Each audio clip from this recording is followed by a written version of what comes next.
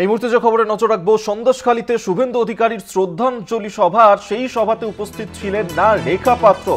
সন্দেশখালী আন্দোলনের অন্যতম মুখ বিজেপির এই রেখা পাত্র, কিন্তু তিনি গড়হাজির ছিলেন শুভেন্দু অধিকারীর আজকের এই শ্রদ্ধাঞ্জলির সভা থেকে। যে শ্রদ্ধাঞ্জলি সভা আজকে করা হয়েছিল, যেখানে 2000 এর আগেই নিখোঁজ হয়ে গিয়েছিলেন এবং তাকেই আজকে শ্রদ্ধাঞ্জলি দেওয়া হয় এই সভা থেকে, এবং সেই সভাতেই উপস্থিত ছিলেন না রেখা পাত্র, যা নিয়ে ইতিমধ্যেই প্রশ্ন উঠতে শুরু করেছে। শুভেন্দু অধিকারীর সভাতেই গড়হাজির ছিলেন রেখা পাত্র। যে সন্দেশখালীর যে ঘটনা ঘটেছিল, সেই সন্দেশখালীর ঘটনাতেই অন্যতম মুখ ছিলেন, বিজেপির অন্যতম মুখ ছিলেন এই রেখা পাত্র। আমরা এই নিয়ে আরো বিস্তারিত জানবো। সরাসরি এই মুহূর্তে রিয়া মাঝি আমাদের সঙ্গে রয়েছেন, প্রতিনিধি নিউজ রুম থেকে। রিয়া, দেখো, আজকে যে সভা হয়েছে শুভেন্দু অধিকারীর, সেই সভা যেখানে শ্রদ্ধাঞ্জলি সভা, সেই সভাতে আজকে দেখা মিলল না রেখা পাত্রর। কারণ তা কিন্তু জানা নেই, কারণ স্পষ্টভাবে কেউই জানাচ্ছে না যে রেখা পাত্র আজকে কেন শুভেন্দুর সভায় গড়হাজির। কারণ বেশ কয়েকদিন পর, বেশ অনেক দিন পরেই আজকে শুভেন্দু অধিকারী তিনি গেলেন আজকে সন্দেশখালীতে, সেখানে শ্রদ্ধাঞ্জলি সভা করলেন। যদিও সেই শ্রদ্ধাঞ্জলি সভা নিয়েও বিতর্কের সৃষ্টি হয়েছে, তবে যেটা বিষয় সেটা হচ্ছে রেখা পাত্র, যেখানে 2024 লোকসভার ভোটের মুখ ছিল এই রেখা পাত্র।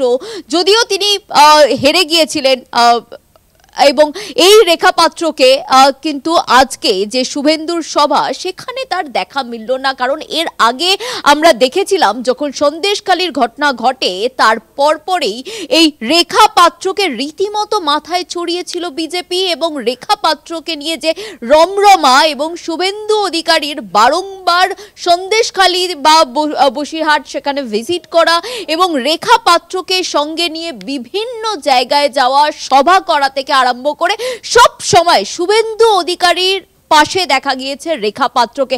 একদম বলা চলে যে ছাতার মতো শুভেন্দু অধিকারী সবসময় রেখা পাত্রের পাশে ছিলেন। কিন্তু সেই শুভেন্দু অধিকারীর সভাতেই এবার দেখা মিলছে না, দেখা গেল না এই রেখা পাত্রকে। যদিও আমরা তার সঙ্গে বারংবার কন্ট্যাক্ট করার চেষ্টা করেছিলাম, এবং একটি সূত্রের খবর অনুযায়ী যেমনটা পাওয়া গিয়েছিল যে বিজেপির একটি সূত্রে, যে তিনি নাকি ভর্তি রয়েছেন মেডিকাতে। তবে আবারও বিজেপির আরেক সূত্রে খবর বলছে যে তিনি ভর্তি ছিলেন, অসুস্থ হয়ে তিনি মেডিকায় ভর্তি ছিলেন, কিন্তু এখন তিনি বাড়িতে রয়েছেন। আবার তার যে হাজব্যান্ডের থেকে যেমনটা আমরা জানতে পেরেছি, তার সঙ্গে কথা বলে যেমনটা জানতে পেরেছি, যে তিনি বলছেন, তার হাজব্যান্ড অর্থাৎ রেখা পাত্রের হাজব্যান্ড, তিনি বারবার জানাচ্ছেন যে সুস্থ রয়েছেন রেখা পাত্র, জ্বর হয়েছিল কিন্তু আপাতত তিনি সুস্থ, তিনি বাড়িতেই রয়েছেন।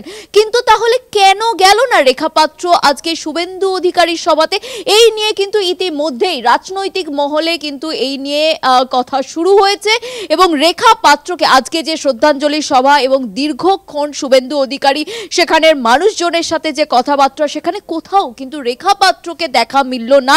এবং আমরা জানি অভিক, যে আমরা দেখে এসেছি যে সন্দেশখালীর ঘটনার পর থেকে কিভাবে একদম ছাতার মতো শুভেন্দু অধিকারী রেখা পাত্রের সঙ্গে ছিলেন। কিন্তু আজকে যে এই শুভেন্দু অধিকারীর সভা, এবং সেই সভাতে দেখা গেল না রেখা পাত্রকে, তা নিয়ে কিন্তু রীতিমতো জলঘোলা হতে আরম্ভ করেছে। এবং এই রেখা পাত্রকে 2024-এ লোকসভা ভোটে দাঁড় করিয়েছিলেন বিজেপির থেকে, এবং সেখানে যদিও হেরে গিয়েছিলেন রেখা পাত্র, এবং তা নিয়েও কিন্তু যথেষ্ট জলঘোলা হয়েছিল। তবে আজকে যে এই শুভেন্দুর অধিকারী, কারণ এর আগে যতগুলো সভা হয়েছে শুভেন্দু অধিকারীর বা বিজেপির তরফ থেকে যে কোনো সভা হতো, বা সেখানে আমরা দেখেছি যে নরেন্দ্র মোদী তিনি নিজে ফোন করেছিলেন এই রেখা পাত্রকে, এবং তাকে কুর্নিশ জানিয়েছিল, তাকে তার প্রশংসা করেছিল নরেন্দ্র মোদী, খোদ নরেন্দ্র মোদী ফোন করে তার প্রশংসা করেছিল। তবে আজকে শুভেন্দুর অধিকারীতে রেখা পাত্রের অনুপস্থিত থাকা, তার না যাওয়া, যদিও বিজেপির একটি অংশ তারা বারবার এই যে চর্চা সেটাকে ঘোরানোর চেষ্টা করেছে।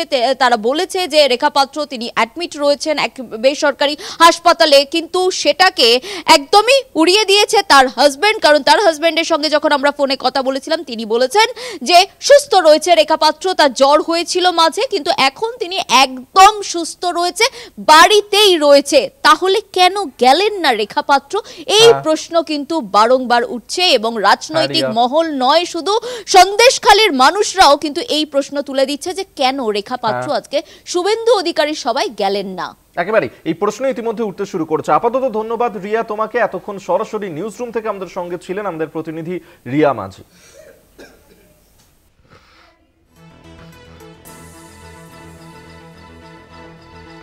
সন্দেশখালীতে শুভেন্দু অধিকারীর আজকে যে সভা ছিল সেই সভাতেই নিখোঁজ দেবদাস মণ্ডল তাকে শ্রদ্ধাঞ্জলি দিয়েছেন এবং সেই সভাতে উপস্থিত ছিলেন রেখা পাত্র, যা নিয়ে ইতিমধ্যেই জল্পনা উঠতে শুরু করেছে বিজেপির অন্দরে।